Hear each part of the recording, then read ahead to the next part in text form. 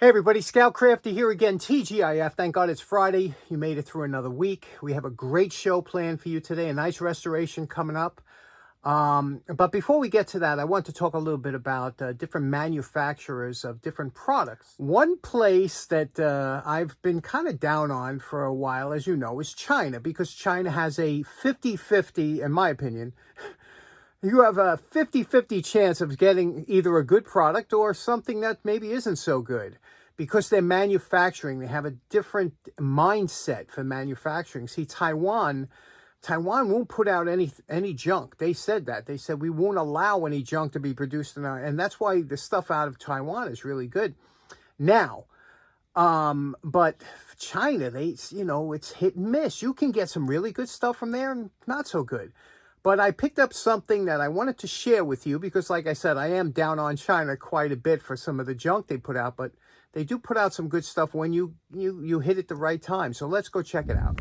Okay, like I said, the reason I'm bringing these to your attention is because I am down on a lot of Chinese manufacturing, the goods they bring over. So I want to show you that not everything from China is bad. I ordered these shackles because, as you know, I'm going to be doing some tree removal coming up soon in my property.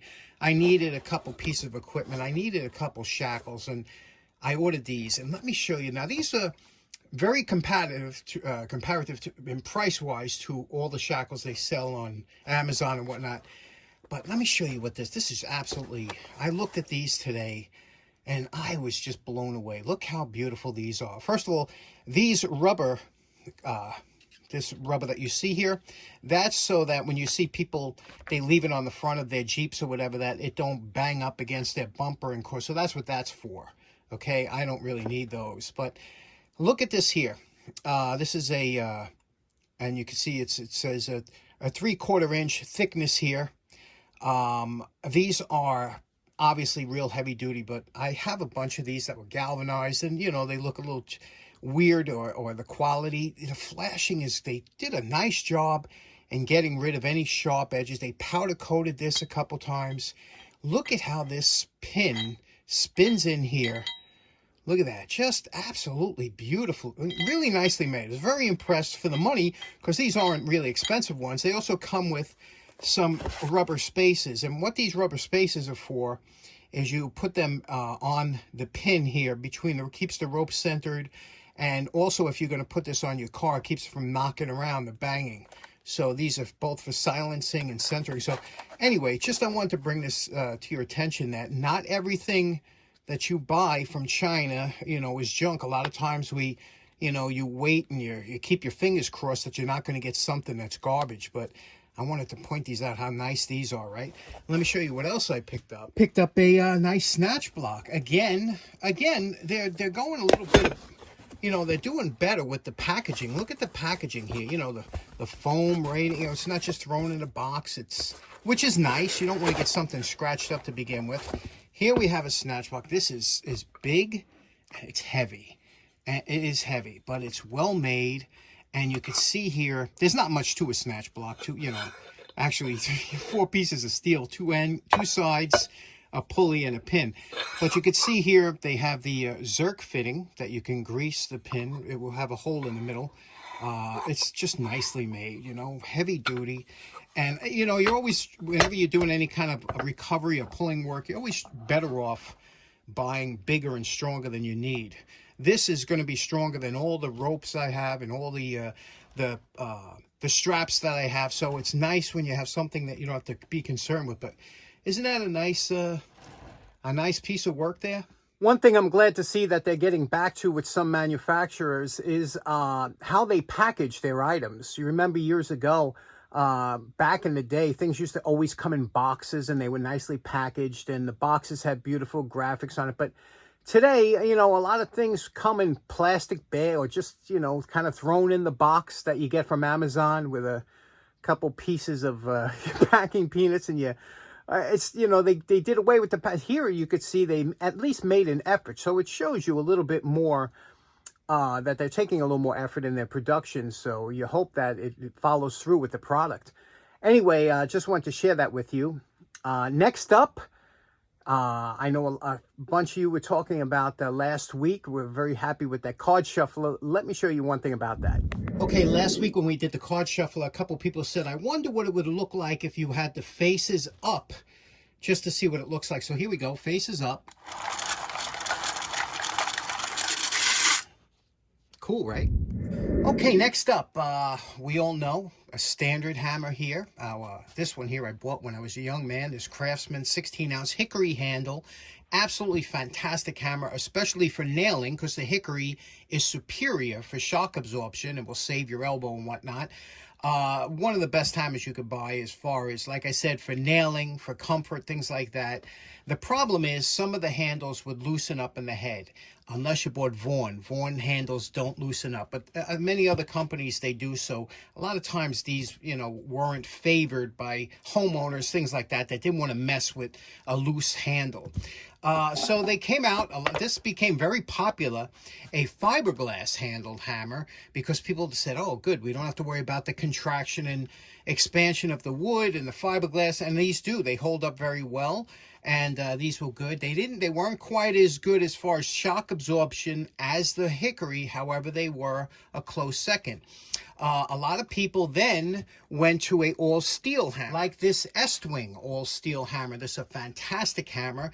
The problem is it's not very forgiving as far as absorption of shock with this steel shank. So even that rubber handle don't do much. So if you're pounding nails all day, you're going to feel it. However, where this does shine, if you're doing any kind of deconstruction or tear out or something like that, this is a far stronger handle, almost bulletproof. They really can't mess these up. So these were very popular for a long time, except for the fact that the handles were a little bit heavier because they're solid steel, and they didn't have quite the balance or the shock absorption. So they came out with another type of hammer, and this hammer kind of boasted to have a little bit of all the qualities. It had a lighter handle, which gave it better balance for swinging. It had a little bit better vibration absorption than the all solid steel hammer. This is a hollow tube. And it was bulletproof. You didn't have to worry about the handle loosening up, things like that. These were really popular. People that used them really liked them. They didn't use them too much in the construction trade, because a lot of times they were, like I said, they wanted something that was bulletproof, so they went with the solid steel. But these became real popular with a lot of homeowners and things like that. And this here is a True Temper Rocket. And you can see here, it says True Temper Rocket. And these hammers were just beautiful. And I bought this one. I couldn't pass it by. It was really cheap. A lot of design and manufacturing went into making this hammer. It's not, unfortunately, got a bad reputation because these were copied by China, and they were an inferior. They just were a steel tube. This is not a tube. This, you could see, it's an oblong kind of profile. But they made steel tube hammers, which were horrible. They used to break off at the top, or they were just bad. These, however, were fantastic, and they were pretty expensive to produce, and they weren't cheap to buy. But now they've become quite collectible. So if you see these at the flea market, like I saw this one cheap, you grab it. So let's clean this up, and let me show you how nice this is. Okay, here's our post-wire brush valuation. You can see here the head. We have a couple issues to deal with. First of all, it came out very nice, However, there are some damage, Thank God that here, you see the little divots in here?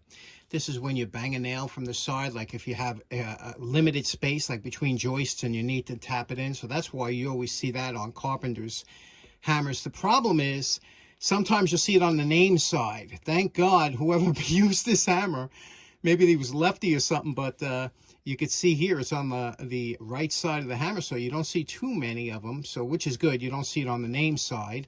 And over here we got some extensive damage. You see that there? Somebody was, when they were hitting here, they were missing or whatever. Other than that, it looks pretty good. You could see here. We just got it. Now you make the determination. What do you want? How far you want to go with this? I just want to clean it up a little bit. So we'll take I'll take the flap sander to it, and then we'll have to deal with the handle. There's that indicative white paint of every hammer you're going to come across. That if you tried to paint it white, you could never get adhesion like you do if it's a mistake.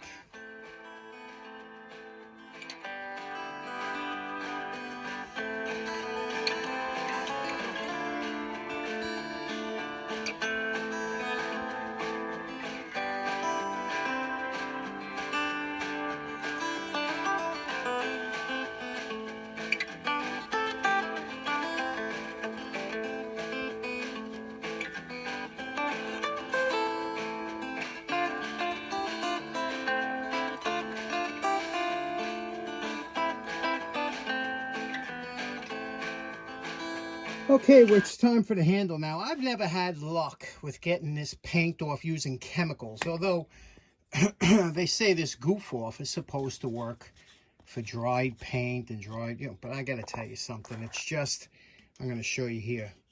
Here we saturated the Q-tip here with some of this Goof Off, right? And I'm going to show you here. We're going to try and see if we can get any of this off here, if it'll dissolve it. And lo and behold, it is dissolving it. Look at that. It's also taking some of the black, but there we go. Goof Off. Usually, I don't get good luck with this. Sometimes I have to scrape it with a razor, but this is working. So, there we go. Goof Off works. So I don't know what kind of paint this was. Probably a dried latex or something. You can see it's doing something to the rubber, but that's okay because we're going to go over it later. But we're getting most of that paint off of there. So there we go. Goof Off takes off dried paint. One thing I'd also like to mention is my buddy Ralph. He gave me these wooden Q-tips, these wooden stick Q-tip. Makes all the difference in the world to have the right pressure. If you try it with a regular Q-tip, you don't get that kind of pressure. Here, what I'm trying out is I'm trying to saturate it first with this stuff and then come back to it and see if it helps. Okay, see, yeah, it does. So if you put a little bit on first and then come back, it does help remove it. So there we go. Nice tip for this one, huh?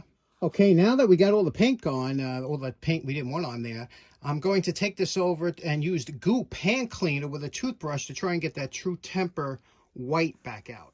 Now, you know my favorite part. Remember what this True Temper rocket hammer looked like before we started. I'm calling this project done.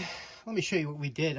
First of all, I did the handle up, start from the bottom up. I coated it with my 50/50 Vaseline and mineral oil, and that stuff really does a nice job. And this will dry. It's not slippery like Armor All, but it gives a nice sheen to it. So the handle came out real nice, I did the body up here. Okay, for the head here, I put in a little red in the True Temper where it says Rocket A20. You can see around the band here, and also keeping these facets is always difficult, especially on a hammer. And it was able to do it. This has kind of almost like a muted facets over here. So you do have a hint of it, but then it's also round. That's the way it comes from the factory. We did that. We got rid of remember in the bottom here, it was all messed up from hitting it. It was on this side. Messed up from hitting it on there. So we were able to take care of those dings and dents. And we put a nice, this is always what I like, remember that, a nice curve on the outside here of both sides. So if you're pulling any nails on anything that's nice, you're not putting a crease in it.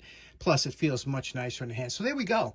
This one's a beautiful, I'm telling you, they make good hammer. Anybody that has used one of these always has fond memories of them, and so do I. What do you think? Okay, so in closing, kind of a short one today. Hope you enjoyed it. Let me know in the comments if you've ever used one of those rocket hammers and if you like them or not, or whatever the case may be. Thanks so much for tuning in. Have a great weekend. We'll see you again on Monday. Take care now. Bye-bye.